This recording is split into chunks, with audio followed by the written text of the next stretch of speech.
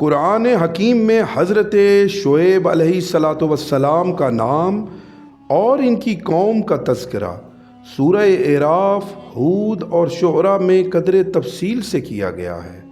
اور سورہ حجر اور عنکبوت میں مختصر ہے۔ حضرت شعیب علیہ الصلاۃ والسلام کی بعثت مدین یا مدیان میں ہوئی تھی۔ مدین کسی مقام کا نام نہیں ہے بلکہ قبیلے کا نام ہے۔ یہ قبیلہ حضرت ابراہیم علیہ الصلاۃ والسلام کے بیٹے مدین کی نسل سے تھا، جو ان کی تیسری بیوی قطورہ سے پیدا ہوا۔ اس لیے حضرت ابراہیم علیہ الصلاۃ والسلام کا خاندان بنی قطور کہلاتا ہے۔ مدین اپنے اہل و عیال کے ساتھ اپنے سوتیلے بھائی حضرت اسماعیل علیہ الصلاۃ والسلام کے پہلو ہی میں حجاز میں آباد ہو گیا تھا۔ یہی خاندان آگے چل کر ایک بڑا قبیلہ بن گیا اور شعیب علیہ الصلاۃ والسلام بھی چونکہ اس نسل اور اسی قبیلے سے تھے، اس لیے ان کی بعثت کے بعد یہ قوم شعیب کہلائی۔ شعیب علیہ الصلاۃ والسلام جب اپنی قوم میں مبعوث ہوئے تو انہوں نے دیکھا کہ خدا کی نافرمانی اور معصیت کا ارتکاب صرف افراد و احاد میں ہی نہیں پایا جاتا بلکہ ساری قوم گرداب ہلاکت میں مبتلا ہے اور اپنی بدعمالیوں میں اس قدر سرمست و سرشار ہے کہ ایک لمحے کے لیے بھی ان کو یہ احساس نہیں ہوتا کہ جو کچھ ہو رہا ہے معصیت اور گناہ ہے، بلکہ وہ اپنے ان اعمال کو باعث فخر سمجھتے ہیں۔ ان کی بہت سی بد اخلاقیوں اور نافرمانیوں سے قطع نظر جن کبھی امور نے خصوصیت کے ساتھ ان میں رواج پا لیا تھا وہ یہ تھے: بت پرستی اور مشرکانہ رسوم و عقائد، خرید و فروخت میں پورا لینا اور کم تولنا، یعنی دوسروں کو اس کے حق سے کم دینا، تمام معاملات میں کھوٹ اور ڈاکہ زنی، قوموں کے عام رواج کے مطابق دراصل ان کی رفاہیت، دولت و ثروت کی فراوانی، زمین اور باغوں کی زرخیزی اور شادابی نے ان کو اس قدر مغرور بنا دیا تھا کہ وہ ان تمام امور کو اپنی ذاتی میراث اور خاندانی ہنر سمجھ بیٹھے تھے، اور ایک ساتھ کے لیے بھی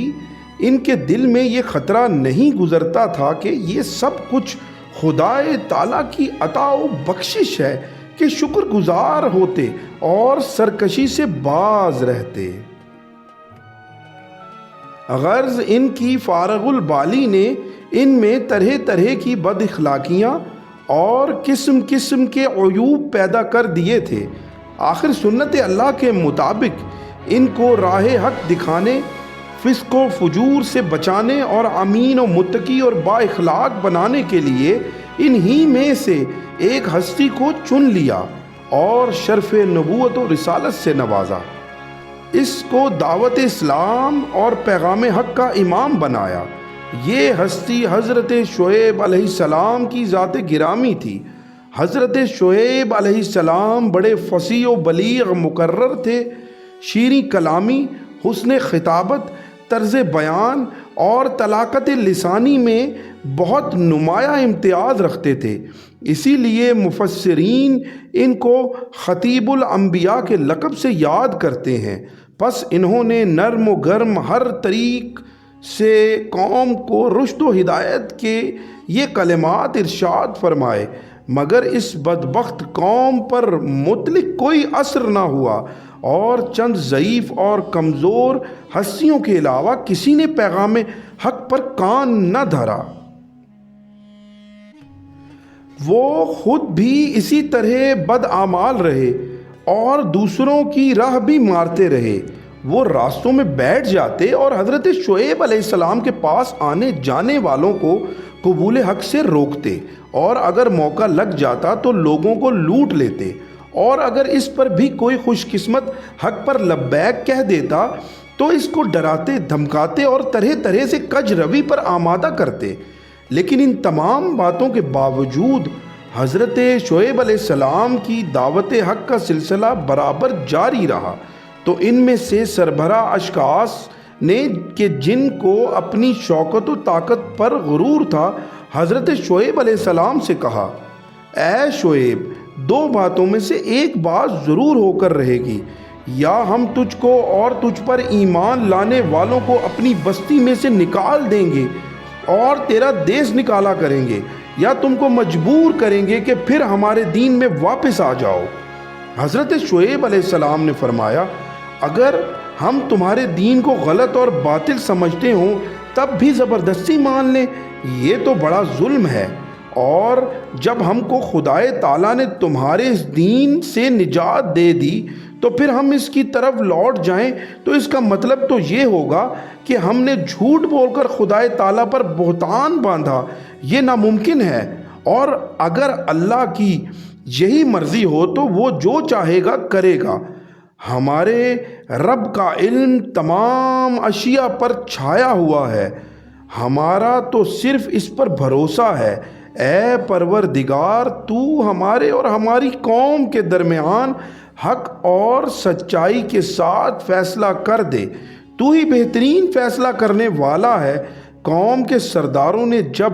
حضرت شعیب علیہ السلام کا عزم اور استقلال دیکھا تو ان میں سے روئے سخن پھیر کر اپنی قوم کے لوگوں سے کہنے لگے، خبردار، اگر تم نے شعیب کا کہنا مانا تو تم ہلاک و برباد ہو جاؤ گے۔ قوم کے سرداروں نے شعیب علیہ السلام کو جواب دیا، ہماری سمجھ میں کچھ نہیں آتا کہ تو کیا کہتا ہے، تو ہم سب سے کمزور اور غریب ہے، اگر تیری باتیں سچی ہوتی تو تیری زندگی ہم سے زیادہ اچھی ہوتی، اور ہم کو صرف تیرے خاندان کا خوف ہے، ورنہ تجھ کو سنسار کر چھوڑتے، تو ہرگز ہم پر غالب نہیں آ سکتا۔ حضرت شعیب علیہ السلام نے فرمایا، افسوس ہے تم پر، کیا تمہارے لیے خدا کے مقابلے میں میرا خاندان زیادہ ڈر کا باعث بن رہا ہے؟ حالانکہ میرا رب تو تمہارے تمام اعمال کا احاطہ کیے ہوئے ہے اور وہ دانا و بینا ہے۔ خیر، اگر تم نہیں مانتے تو تم جانو، تم وہ سب کچھ کرتے رہو جو کر رہے ہو، ان قریب خدا کا فیصلہ بتا دے گا کہ عذاب کا مستحق کون ہے اور کون جھوٹا اور کاذب ہے۔ تم بھی انتظار کرو اور میں بھی انتظار کرتا ہوں۔ آخر وہی ہوا جو قانون الہی کا ابدی و سرمدی فیصلہ ہے، یعنی حجت و برہان کی روشنی آنے کے بعد بھی جب باطل پر اصرار ہو اور اس کی صداقت کا مذاق اڑایا جائے اور اس کی اشاعت میں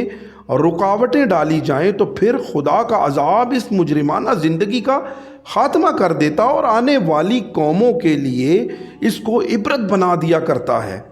قرآن عزیز کہتا ہے کہ نافرمانی اور سرکشی کی پاداش میں قوم شعیب علیہ السلام کو دو قسم کے عذاب نے آ گھیرا، ایک زلزلے کا عذاب اور دوسرا آگ کی بارش کا عذاب۔ یعنی جب وہ اپنے گھروں میں آرام کر رہے تھے تو یک بیک یک ہولناک زلزلہ آیا، اور ابھی یہ ہولناکی ختم نہ ہوئی تھی کہ اوپر سے آگ برسنے لگی، اور نتیجہ یہ نکلا کہ صبح کو دیکھنے والوں نے دیکھا کہ کل کے سرکش اور مغرور آج گھٹنوں کے بل اوندھے جھلسے ہوئے پڑے ہیں۔ پھر آ پکڑا ان کو زلزلے نے، پس صبح کو رہ گئے اپنے اپنے گھروں کے اندر اوندھے پڑے۔